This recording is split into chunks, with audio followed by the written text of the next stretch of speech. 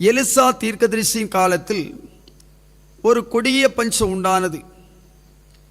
அந்த கொடிய பஞ்சம் உண்டான பொழுது சாப்பிடுகிறதற்கு உணவில்லை. கழுதை தலை, புறா குஞ்சுகளுக்கு போடுகிற கெட்டுப்போன உணவு, புறா குஞ்சுகளுக்கு போடுகிற கெட்டுப்போன உணவு, இந்த உணவுகளை சாப்பிட்டு திருப்தியாகலாம் என்று சொல்லி நினைத்தார்கள். அதுவும் கழுதை தலை 80 வெள்ளி காசுக்கு விற்கப்பட்டது. புறா குஞ்சுகளுக்கு போடுகிற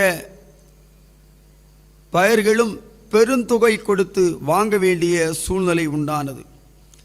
ஆனால் 80 வெள்ளிக்காசுக்கும் கழுகு தலை கிடைக்கவில்லை, இறைச்சி கிடைக்கவில்லை, நல்ல தானியங்கள் கிடைக்கவில்லை, சாப்பிட வேண்டிய எந்த உணவும் கிடைக்கவில்லை.